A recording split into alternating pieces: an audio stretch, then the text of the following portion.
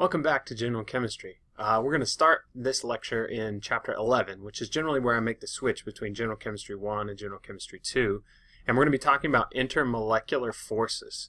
So I realize not every college makes the switch between Gen Chem 1 and Gen Chem 2 right here at Chapter 11, but it's a pretty good area to make the switch. Now notice on the first slide here that we're showing a picture of a gecko foot. And that gecko foot actually is a pretty great demonstration of intermolecular forces. So it's going to serve as our kind of motivation for our discussion. Because geckos wouldn't be able to climb on different surfaces without these intermolecular forces. So what are intermolecular forces and how exactly do they work, and how can I put it all together to make sense out of it?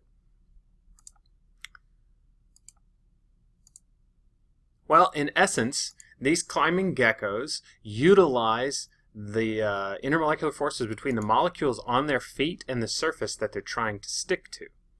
So it's really an amazing ability that these geckos have, and it's all really thanks to the intermolecular forces between different molecules. Now remember, we're talking about forces here between two different molecules. That's why we call them intermolecular forces. They're not intramolecular. They're not in the same molecule like two different functional groups interacting with one another.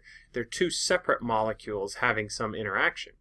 And so intermolecular forces are easy to remember because you know about interstates. And interstate highways travel between states.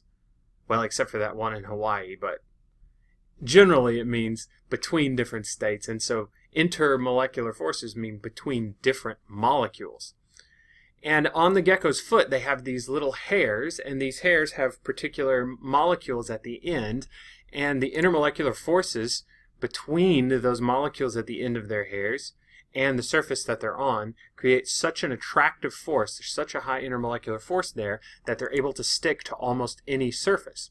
And using this idea of intermolecular forces, we can really explain how solids behave the way they do, how liquids behave like they do, and how gases behave like they do, all by thinking about the attractions between molecules. Now we know solids are really rigid, stuck in their crystalline shape. Liquids are free to move a little bit more, and the molecules still touch, but they can move and rotate around one another. And in gases, they're completely free, and we usually consider in gases the molecules to not even interact with each other at all, as if they're just ping pong balls flying around next to each other. They're able to rotate and translate and bang around, create pressure and all those sorts of things.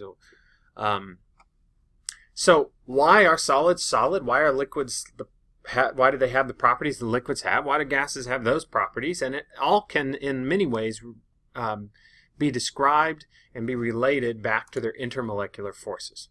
So let's take water, for example. Notice water in the gas phase, which we know as steam, has a particular molar volume and a certain density. Notice its density is really low. That's because there's a lot of space between the molecules. And then in liquid water, notice all those molecules are really touching each other. And then in solid water, we've got the situation where they're all kind of locked into their crystalline structure based upon the intermolecular forces that are present between those different water molecules. And we'll actually pay close attention to water because it has a lot of intermolecular forces that we're going to look at and that we're going to study. So we see that the densities between each of the different states is completely different, and that their molar volumes are much closer to each other, at least for the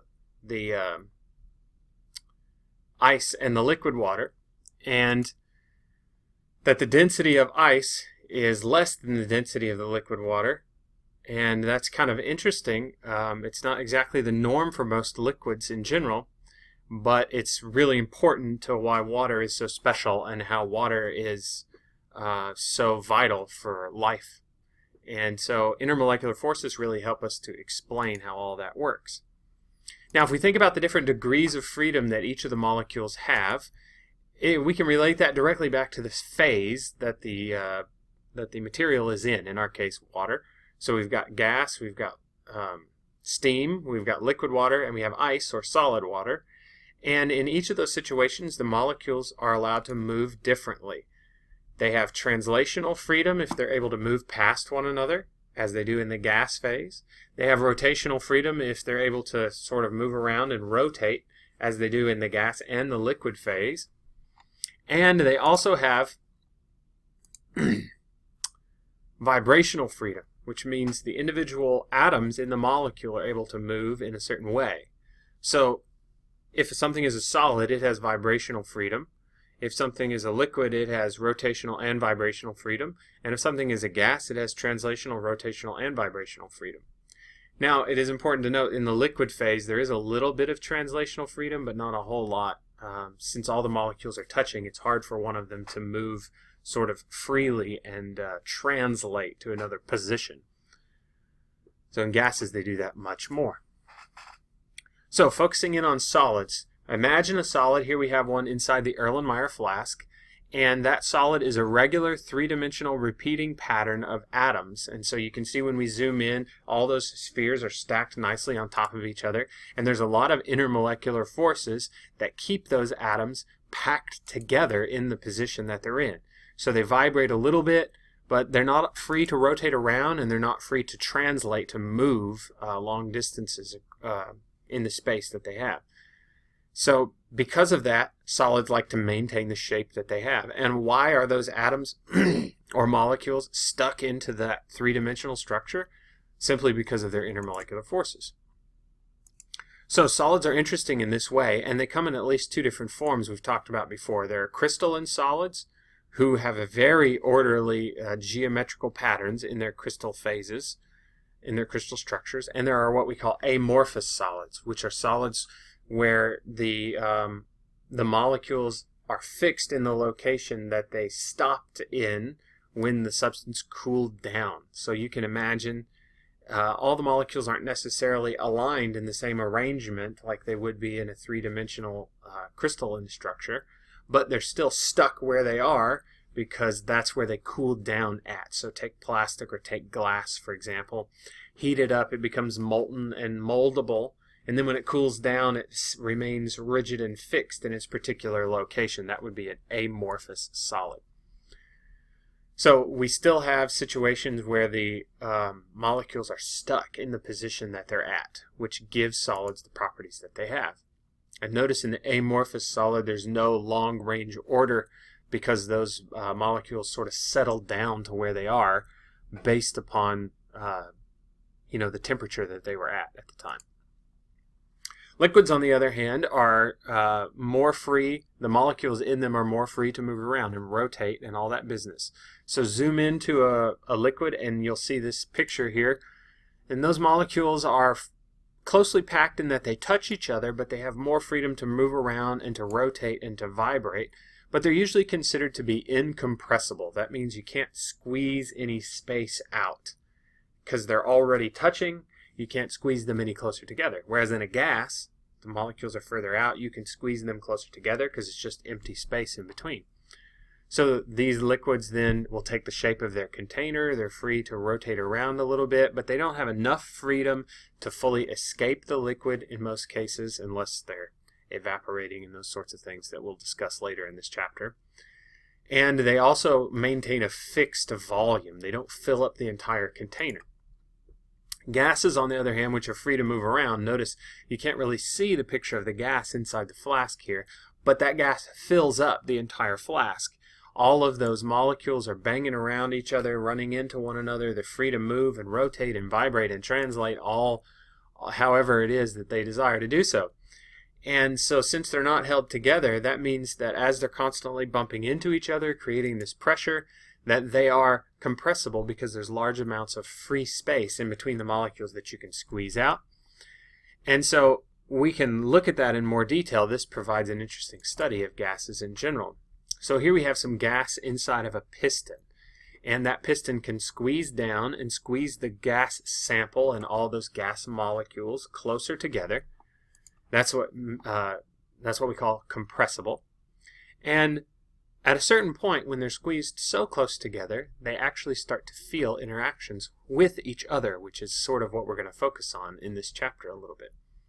So gases are free to expand to fill the container, whatever container that they're in, and they will flow past one another and translate and rotate and vibrate and all that.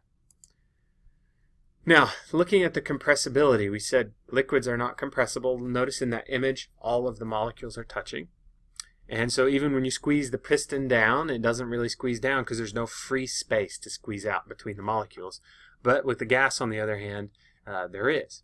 Now we know one good way to understand gases in a lot of detail is the kinetic molecular theory, or the kinetic gas theory.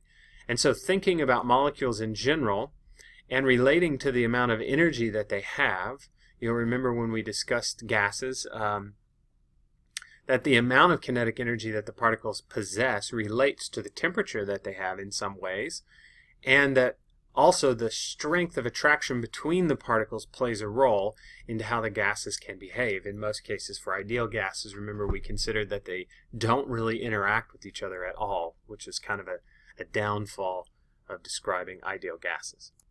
So relating this back to gases and to intermolecular forces, you can imagine that these two factors are in competition with one another, and since we've talked a lot about kinetic energy of particles, we're also going to develop a comprehensive picture of the attraction between different molecules.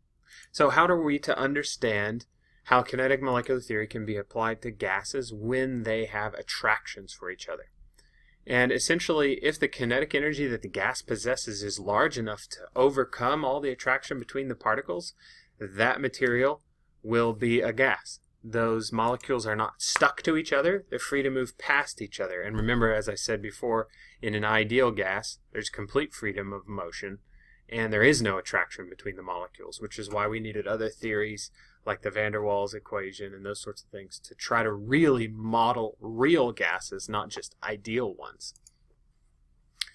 So the gas particles are able to fill up their container and flow and also be compressible, having a large space between the different molecules. We can make sense of all that thinking about kinetic molecular theory. And if we use the same idea, we can make sense out of solids. How do solids behave? Well, we already discussed that, but they're connected, and essentially they're stuck in their lattice in some way, or they're stuck in their form, and they're not free to move because they just don't possess enough kinetic energy to overcome all the attraction that the molecules have for one another. So imagine a situation where we have a solid and we want to turn it into a liquid or a gas. How do we do that? We would supply a higher temperature, and that would give the molecules greater kinetic energy, which would allow the molecules to overcome the attractions they have for one another, so that water would break out of its ice crystalline structure, and those molecules would be able to rotate around each other. And as you give it more and more energy, eventually they would be able to overcome all the attractions they have for one another and fly apart, like in the steam phase. So we have the ability to explain phase changes based upon this idea of intermolecular forces. So when applying it to liquids, we know liquids are incompressible, all the molecules are touching, and we know that they have limited translational and they have some rotational freedom. So we can make sense out of all the things that liquids have, higher density than gases, incompressible, and so on, by thinking about the intermolecular forces in combination with kinetic molecular theory, or the kinetic energy that all the particles have. And like I mentioned, that allows us to make sense out of phase changes. So when I'm changing from one phase to another, like the solid phase to the liquid or the liquid to the gas, all I'm doing in those situations is supplying additional kinetic energy, usually in the form of a higher temperature. And that allows those molecules to no longer be stuck where they were because of all the forces that were felt there, but essentially to be able to start to overcome some of those attractions and move around one another, or overcome all those attractions and be completely separate from one another. So the stronger the attractive force, the stronger the intermolecular force, the higher I will have to raise the temperature to complete the phase change. That means if there's a lot of attractive forces in a molecule, the boiling point will be really, really high. That's an important point to note. If there are a lot of intermolecular forces, then the amount of energy that you have to supply will be a lot greater to overcome all of those intermolecular forces. This means there are several properties about different substances that can be easily determined by thinking about intermolecular forces, which is what we're going to want to do in this chapter in more detail. So remember, in the solid, you're stuck in your crystalline shape, and as you heat it up, you give it more energy to overcome those intermolecular forces. And that also means as you cool it down, you're robbing some of that kinetic energy, and therefore the molecules can feel more and more of those intermolecular forces to stick together. So how exactly does that work? Well, we'll talk about it in the upcoming sections.